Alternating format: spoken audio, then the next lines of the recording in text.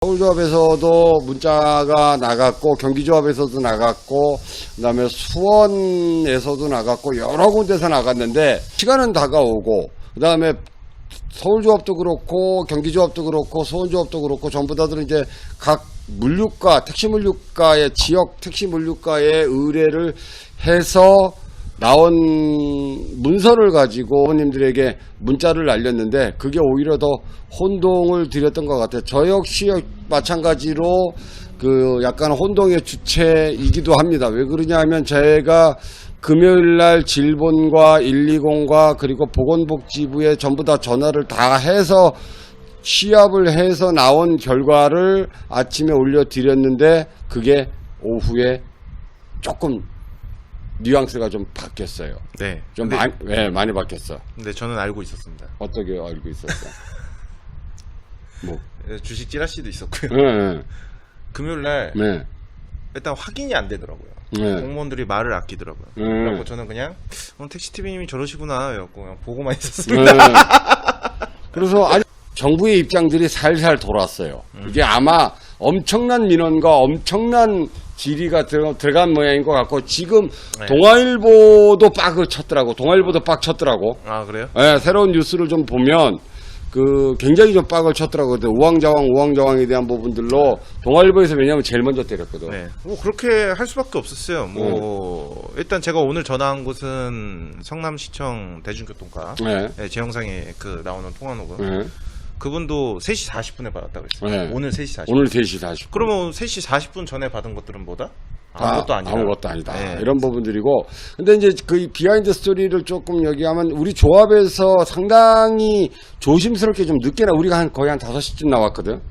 6시에 날렸어요, 6시. 근데 저게 정상이에요. 네. 왜냐면은 3시 40분에 왔고, 네. 걔네가 이제 정리를 하고, 이제 조합에 전달한다 그랬거든요. 네. 근데 제가 봤을 때도 제가 조합 사람이었으면은, 조합에서 일하는 사람이었으면은, 제가 그걸 받았을 때도 아마 아리송했을 거예요. 아, 이걸 어떻게 말해야지? 이걸 어떻게 해야 되나 고민하다가 이제 날리신 것 같은데, 네. 뭐 그렇죠, 뭐. 일단 뭐 유튜버가 가장 빨랐습니다, 제가 볼 때. 일단 어쨌든 유튜브가 제일 빨랐는데, 빠르긴 빨랐는데, 조금 경우에 따라서는 잘못된 지식에 대한 부분들로 오해할 수 있는 부분들이 좀 있었긴 있었는데, 뭐 저는 정확한 팩트에 대한 부분들을 날렸으니까, 일단 조합에 대한 얘기부터 좀 보면, 서울조합의 문자 메시지를 먼저 좀 살펴보면,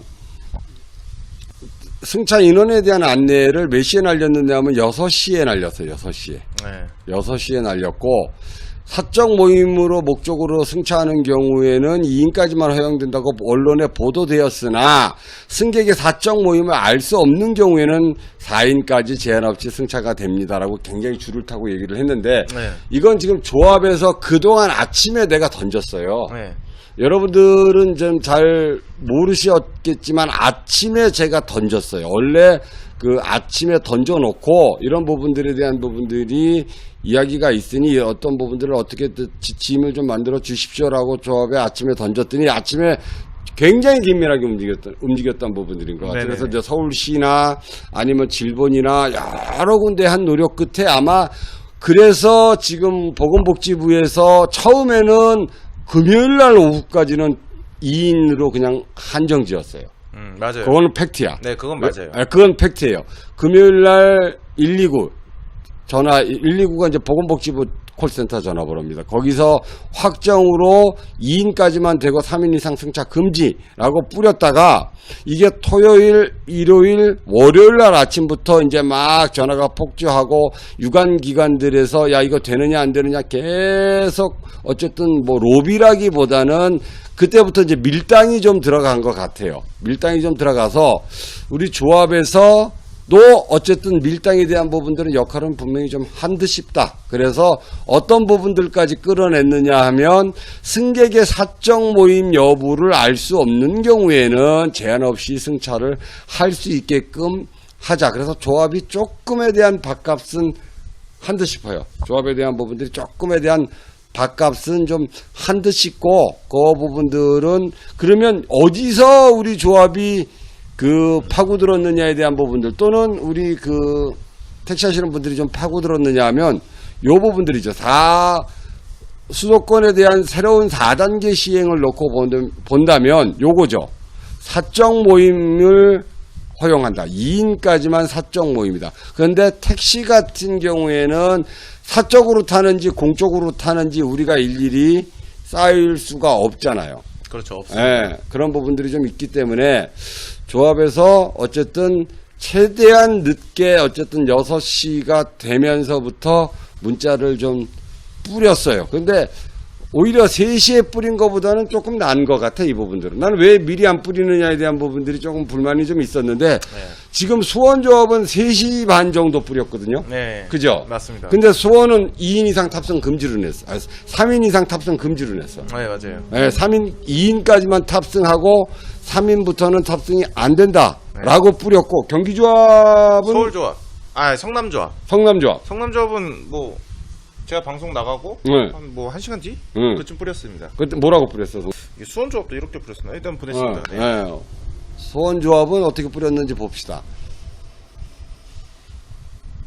이 조합에서 까지 말라고 그러는데 내가 볼 때는 조합에서 막 나한테 안 보낸 것 같은데?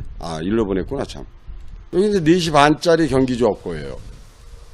제안 안내. 그래서 사적 모임 예외적으로 뭐 업무 생활을 집중하느냐 사적 모임으로 목적하지 않는 경우 인원 제한이 없으면 알려준다.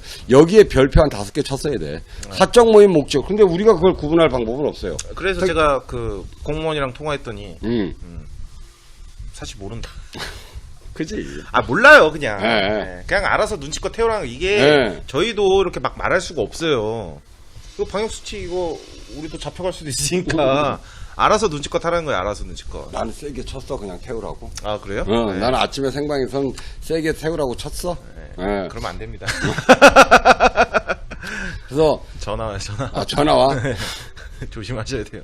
그래서 사적 모임 목적으로 하지 않는 경우에는 그 제한이 없다고 요 부분들로 좀 비켜나가서 어쨌든 그 특별하게 그러니까 이런 경우로 놓고 보시면 될 것 같아요. 제가 생각할 때는 왜 우리 지금 안전벨트가 뒷좌석도 무조건 그렇죠. 무조건 매야 되는 입장이거든. 네, 근데 걸리면 택시 같은 경우에는 뒷좌석은 예외 규정으로 단속 예외 규정으로 한다고 그러더라고. 암묵적으로. 그러니까 뒷좌석에 벨트 안 맨 부분들은 특별하게 단속을 경찰을 해서 이렇게 조금 유도리를 준 부분들이지. 근데 잡긴 잡았었잖아요. 맨 초반에. 단속했었는데. 뒷자리도? 네, 만남의 광장. 고속도로는 다 잡고.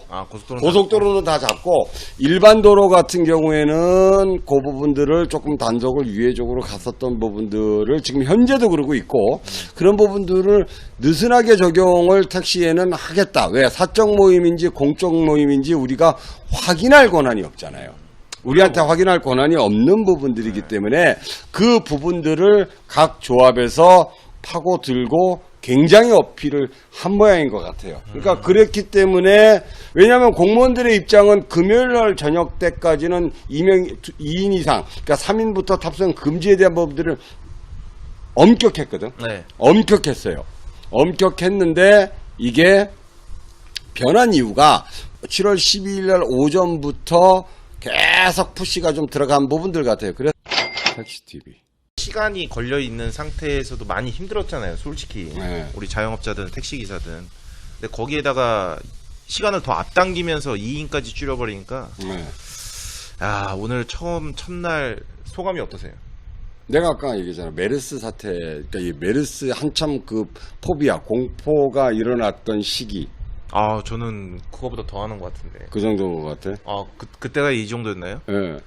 그때가 이 정도였어요. 그래요? 예. 네. 내가, 왜냐하면, 그때 법인 택시 할 때거든요. 네. 근데 법인 택시 할 때인데 저번에도 제가 일화를 말씀을 좀 드렸지만, 라면을 먹다가 라면 끓는 걸 발등에 해도 나갔어서 일을 했던 놈이, 네. 했던 사람이, 그땐 포기하고 이건 쥐지 이건 더 이상 답이 없다 이러고 하루인가 이틀인가 들어온 기억이 있기 때문에 아마 그때의 느낌을 좀 받았어요. 네. 그때 좀 느낌을 받았고 이게 결정적으로 이제 택시 승차 인원에 대한 제한을 걸었기 때문에 이런 부분들이 아니고 2인 이상 모임 금지 여기에 그냥 간 것 같아. 네, 제가 봤을 때 거기에 간 것 같고 더 위축을 시켰고 불난집에 그냥 휘발유를 한 번 더 뿌린 거고 굳이 그리고 지금 막 저걸 늘리잖아. 어떤 거요? 검사 수를, 개체 수를. 그럼 결국은 늘어날 수밖에 네, 없거든. 네, 뭐 그렇기도 하고 어. 이게 오늘 보니까 뭐 회사들은 그 관광버스를 타고 출퇴근을 해요. 네. 서울도 뭐 그렇죠. 보이시죠? 예, 뭐 공무원들도 사당동이나 잠실에서 뜨니까. 그렇죠. 예. 공무원들 아까 통화 내용 들어보면은 뭐 택시는 준공영제라서 네. 좀 애매하다. 그래서 대중교통처럼 이렇게 뭐 할 수가 없다. 네. 저한테 그런 말을 했거든요. 네. 그럼 저는 셔틀버스를 보면은 저건 대중교통인가? 아, 그렇지. 전세버스. 네, 저거는 뭐 30명 타는데 음. 지들 회사 인원들은 뭐 안 걸릴 그게 있나? 어차피 출근할 때 또 지하철 타고 출퇴근했을 텐데. 그러게요. 저걸 보면서 참 의미 없다. 아무 의미 없는 네, 짓거리를. 정말 의미 없어요.